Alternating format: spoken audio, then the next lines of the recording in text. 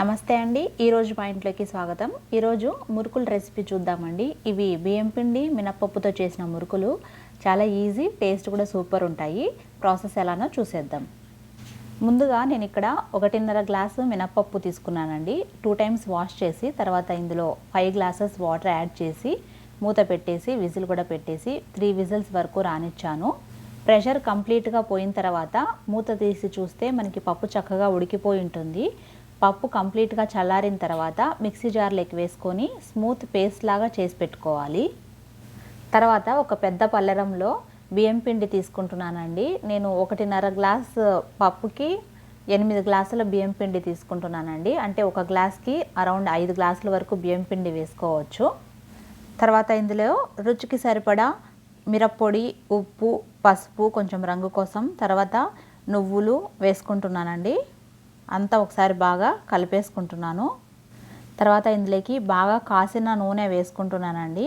మన సాంబార్ గెరిట ఉంటుంది కదా, ఆ సాంబార్ గెరిటతో సుమారు 2 గెరిటల నూనె వేసుకున్నాను. ఈ ఆయిల్ పిండికి అంతా బాగా పట్టేలా కలుపుకోవాలి. అంతా బాగా కలుసుకున్న తర్వాత మనం ఒక పిడికెటతో పిండిని తీసుకొని ప్రెస్ చేసి చూస్తే ఒక ముద్దలాగా ఏర్పడాలి. అప్పుడు పిండికి ఆయిల్ సరిపోయినట్లు లెక్క.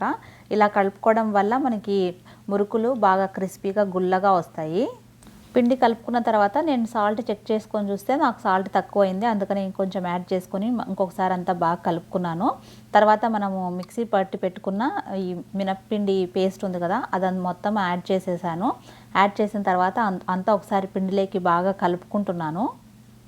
మినప్పిండిలో ఆల్రెడీ తేమ ఉంది కాబట్టి ఫస్ట్ నేను బియ్యం పిండిలో ఈ మినప్పిండి అంతా బాగా కలిపేసుకొని తర్వాత కొన్ని వాటర్ యాడ్ చేసుకుంటూ నేను సాఫ్ట్ డౌ లాగా ప్రిపేర్ చేసుకున్నాను. పిండి ఎక్కువ క్వాంటిటీ ఉంది కాబట్టి నేను 2 భాగాలుగా డివైడ్ చేసుకొని సాఫ్ట్ డౌ లాగా ప్రిపేర్ చేసి పెట్టుకున్నాను.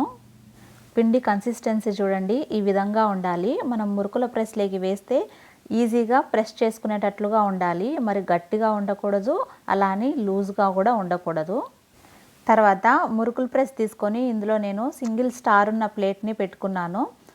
ఆయిల్ని స్పూన్తో సైడ్ నుంచి లైట్గా వదులుకోవాలి. అప్పుడు మనము ప్రెస్ చేస్తున్నప్పుడు పిండి ఈజీగా దిగొస్తుంది అనమాట. ప్రతి వాయికి ఆయిల్ వేసుకోవడం అవసరం ఉండదు. ఒకవేళ పిండి దిగట్లేదు, సైడ్న అంటుకుంటుంది అని అనిపిస్తే మీరు వేసుకోవచ్చు. తర్వాత మురుకుల ప్రెస్లోకి పిండి సరిపడా పెట్టుకోవాలి. మూత కరెక్ట్గా ఫిట్ చేసుకొని తర్వాత వీడియోలో చూపిస్తున్న విధంగా ఏదైనా పాలిథిన్ కవర్ మీద కానీ లేదంటే బటర్ పేపర్ మీద కానీ ఇలా చుట్టుకోవాలి. మీరు డైరెక్ట్గా ఆయిల్లో కూడా వేసుకోవచ్చు, కానీ ఫస్ట్ ఇలా పేపర్ మీద వేసుకొని చేస్తే మీకు మురుకులు మంచి షేప్ వస్తాయి.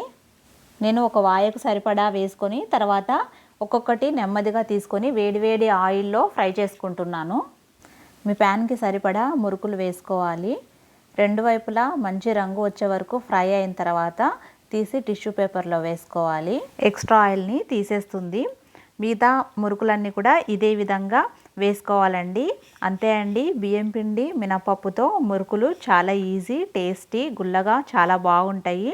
ఒకసారి మీరు కూడా మినపప్పును ఉడికించి బియ్యం పిండిలో కలిపి ఇలా ట్రై చేయండి, చాలా చక్కగా వస్తాయి. మీకు ఈ రెసిపీ నచ్చినట్లయితే ప్లీజ్ లైక్ చేయండి. అలానే ఈరోజు మా ఇంట్లో ఛానల్ని సబ్స్క్రైబ్ చేసుకొని బెల్ ఐకాన్ని కూడా క్లిక్ చేయండి. నేను పెట్టే ప్రతి వీడియోస్ మిస్ కాకుండా చూసేయచ్చు. Thank you for watching.